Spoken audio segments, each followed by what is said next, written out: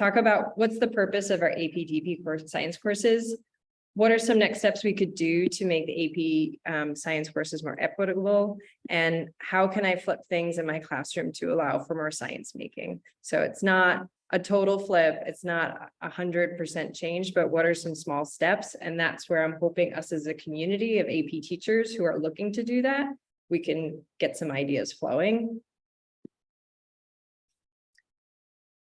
So I thought these might be the purpose of having a course.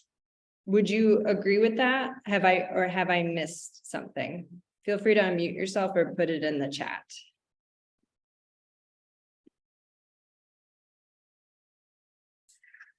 I'm gonna have to. I think a lot of the times I tell the students that this class is preparing you so that when you go to the university, you can successfully take university level courses. Mm.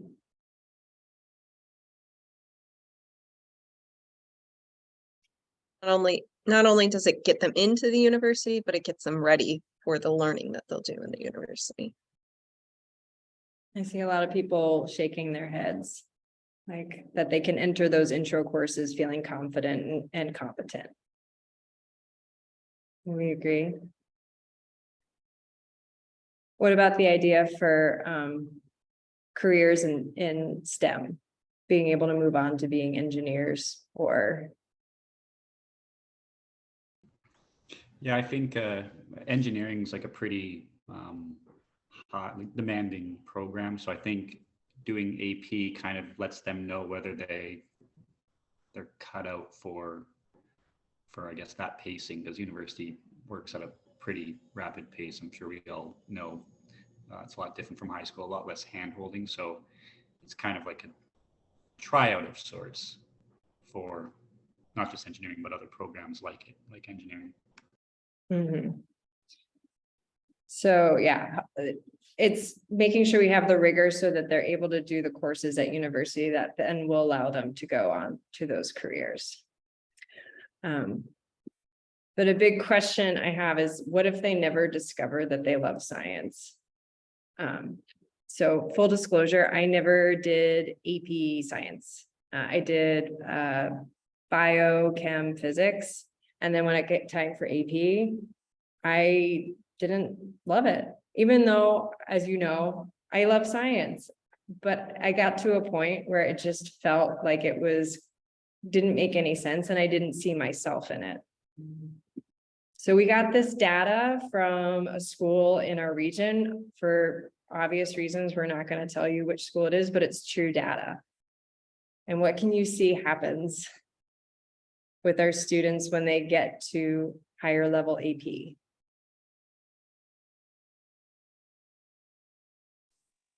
Less girls in the more advanced classes. More mathematically oriented AP courses seem to attract more males. Yeah. And I think that can track with our experience too as teachers, right? We tend to see our female students tracked a little bit more towards bio, or like what can be termed the softer sciences, or earth science. I'm done with rocks for jocks as like a joke. Earth science is demanding, man. But there's an idea of who's a physicist and who's a chemist and who's not. And then as Patrick was saying, engineering is super rigorous as well. And you need these kinds of backgrounds to even get into engineering. So then what happens next is this is what happens to our STEM careers, right? You can see there's a lot in this infographic. But when you talk about psychology and political science and health science, there's a disparity, obviously. There's more female representation. When we get up to mathematics, physics, computer science, and engineering, it gets way smaller. And so I completely agree with you. We need to have our students prepared for rigorous university programs. They need to feel confident and comfortable going into their intro courses. And we also need a wider selection of our students doing that. Because right now, not all students are having the equitable science experience.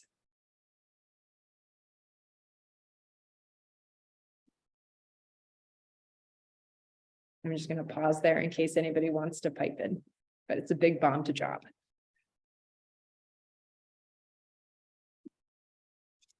So our current system, as we know, puts those who can memorize and retain information for a brief period of time on the path to being and having a STEM career, which we also hear all the time are high paying, high profile, hard to recruit for.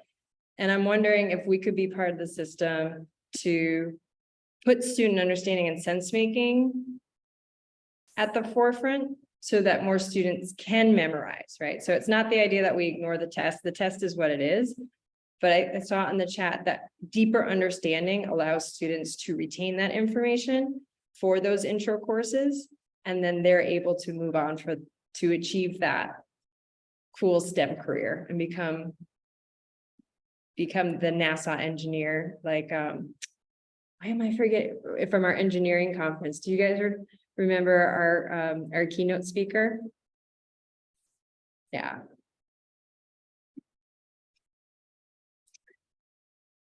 So NGSS likes to make things as complicated as possible. I'm speaking as somebody who loves it dearly. This is a graphic that comes from Philip Bell about how to have equitable science. And in an ideal situation, we'd be doing all these things. In truth, you are also contained by your site. So centering racial justice, DEIJ might not be a conversation that's happening. Being able to look at ecological care might not be something that's happening, but something that truly could happen at all our sites is meaningful phenomena and using that to capture student thinking and student engagement. Ooh, I clicked on it and then it wanted to take me to Philip Bell's site. So I'm gonna conclude. So tests are definitely about content, but also the most powerful way to get that content across is in an equitable way is with phenomena. And you all are the experts because you all have tons of phenomena. And that's why we're here today, to share some fantastic phenomena. So just a reminder, Paul has always said that phenomena is just flipping what we've always done. So we always moved towards the novel case study or the mystery or the problem later in our units. We're just flipping it toward the forward. And these are examples in case you're curious about different case studies that you could use or examples of case studies, mysteries, or engineering problems that could be solved. We're making sure to do some wonder before the content. So we're trying to hook them in, we're making the learning relevant, and it helps with retrieval. And then we're 100% blasting them with scientific ideas. Because our students we need scientific ideas. I got told by a principal last week that we had to keep the kids in for recess because they were going to get sick from being outside in the cold. And I was like, we went through a pandemic to learn these things. That's not how viruses spread. I know you have principals that don't know scientific ideas. We need to raise the next generation of principals that know these things. So yeah, we got to boost the depth of their understanding and really allow them to then do that transfer. And so now, with 15 minutes left, I am going to open up the floor. What are some really effective phenomena that you've used, some case studies, some recent problems that haven't overtaken your classroom, that have been really effective at targeting some content for your students to achieve that understanding? I would like to not share, but ask, please, chemistry. I'm having a very, very hard time of finding phenomenon in high school for chemistry. Awesome. Because environmental science and biology is so easy. Physics, so easy. But for chemistry, Like, is there a specific performance expectation? like for example, just the electron configuration. It's so up there, imagination. So how are you going to apply it to something in their lives or make it relatable? It's like, Hi, Sophia. I don't know if this gonna help, but probably if you focus on food, cooking. I mean, just, I know it's very broad, but just exploring chemical reactions in the kitchen. I don't know. Something that Paul Anderson used as an example in a workshop I went to recently. He had a car being sprayed with water after a car accident, and then there's a big explosion, and it's because there's magnesium in part of the, if I might be wrong, the battery or the grill. But anyway, then the question was why they're spraying the car, and then the kids have to notice, like when they spray the front of the car, the explosion happens not in the back of the car. And so then they look at the components of what's in the, like which metals are there, what materials are in there, and then why would the water cause the explosion. So that was, as far as a chemistry idea, that was a cool example. And just to like piggyback on that, I Yeah, think you can always, you can tie it into. Sorry.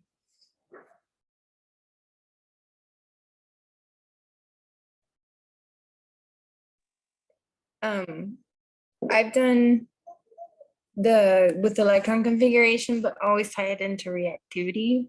So electronegativity and how reactive some elements are. So I did find like a YouTube video on how fluorine reacts with different elements, and you could probably use that with electron configuration for how reactive or non-reactive things are.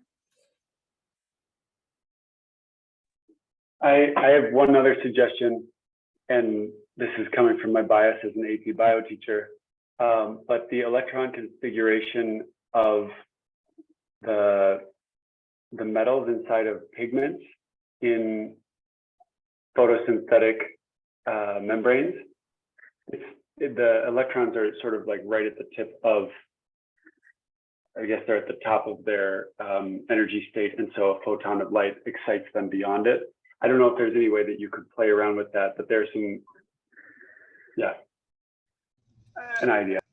That sounds like a really tough one, Sophia, because like electron configurations are more of just like a simplified version of what's actually happening, which is like quantum probability and all of that stuff, right? With the electron clouds. Sometimes you gotta like choose your battles. And that's like a battle I'd probably just kind of run away from. And so just to present another idea that's not the electron cloud, because I just got out of that unit and I don't want to talk about it anymore. I'm teaching grade 9 waves now. And I think a question I'm going to bring to the class is, why do some earthquakes result in a lot of damage and, in a lot of chaos, while other earthquakes don't, when the same waves are essentially getting released? Why does a six magnitude cause mayhem here, but over here with similar conditions, maybe not the same? And then you can kind of get them to explore mediums and stuff. But Heather's asking a really difficult question that's hard to get my head wrapped around.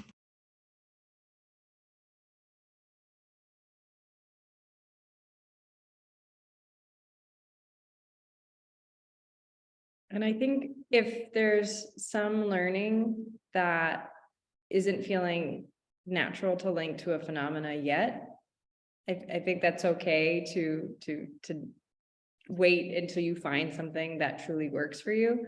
But there are, like you were saying, some learning that connects to phenomena a bit easier. Like it's easier to find something that is observable in the real world. Like you said, it like electron configuration is a bit abstract, like, was it duality? The duality principle? Whoa. Yeah, so. Yeah, that's one part of it. It's just it's really crazy. Mhm. And I think Well, that- like within electron configuration, like I think Patrick said, it's a very simplified version of it. But you could do it as how things organize themselves. So something a little bit more real world is how do, I don't know, guests fill up in a hotel, like that kind of thing, or filling up in a stadium or amphitheater type of thing to fill up the sections closest, or the, you know, passengers on a plane. You always, you know, there's a certain order in which they fill up, and you could do that with electron configuration. Since not really something like a chemical reaction is going to help them understand it, but something like that might. Ashley, the stadium. now the juices are flowing. So the one thing I was thinking about, and I was looking up at my fan one day and I had two things hanging. So when we do the electron configurations, there's electron pairs. One's always rotating clockwise, the other one's counterclockwise. Now, why does that happen? And so when I was looking at my fan, the thing was rotating. I had one hanging thing rotating one way and the other one the other way. And I was like, oh. So we're spitballing here. I love that because not all phenomena needs to be like, whoa, it's on fire, right? Like it can be something that's, or like, you know, sharks eating octopuses or something like that. Like sometimes we do like to do that for our kids, but sometimes it's just, okay, talk to me about this flower. Like, how does this flower survive? Like that seems mundane, but you've got to give me some information, like use your scientific thinking that you've got in your brain to help me explain this.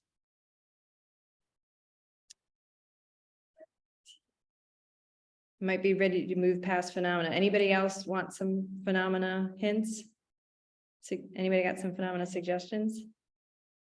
They awesome. I'm doing PBL curriculum. Oh, thank you.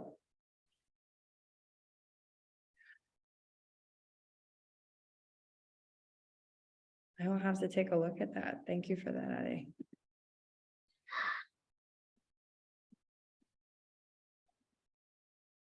So another part of the sense making is the idea of practices, and that having students actively engaging will allow them to make sense and to understand and retain better. So if students are asking questions, developing model, constructing explanations, and engaging in argumentation, we're able to use that as a pre-assessment of what they already know coming into our unit, formative assessments. And it also lets us know, are they ideally going to retain that in 2 months when they have to do the AP test? Like if they can't apply it right now, the odds of them retaining it is slim unless they're doing a crash. So I'm curious, what are some effective ways you've used the practices in your AP course? Like how have you been able to layer that in? Or what are some questions that you have about using practices, given potential time constraints and I've used it several years ago. I was not so aware of the phenomena in AP Environmental Science. So we were doing evolution and we started discussing the topic, and the kids started asking so many questions that they were curious about. So I said, and each quarter we had a project that was applying something to a real life problem. But here I decided, I said, so we also have to do some research and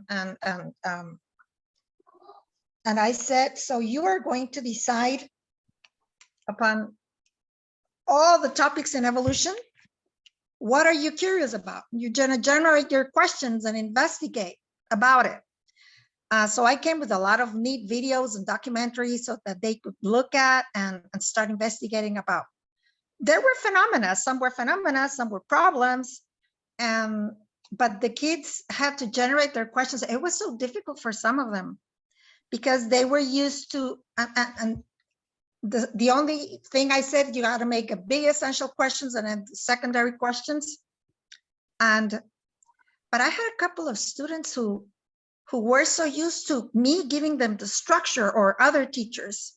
So when you let them loose and say you have the freedom to research your own questions of what you want, it's so difficult for them. So ever since that, I like instituted that part, that one of the projects, they were going to be the ones to generate the questions and to decide what aspect they were going to investigate or learn about. And it was really neat. It was really neat. And even a student was doing something about evolution and creationism and all the debate that there is. But he just kept saying what other people said, but he didn't make up his mind.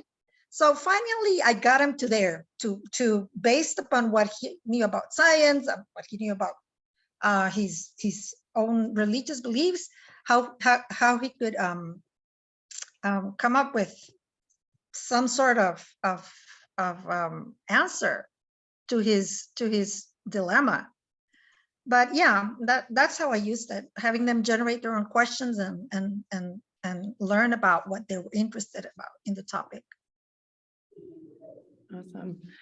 Yeah, there can be a tendency where our students are like, no, you're just supposed to tell me the thing. And the whole process of science can get lost, or they feel uncomfortable with it. Yes, Ashley. I don't teach an AP science course, but I do teach AP computer science principles.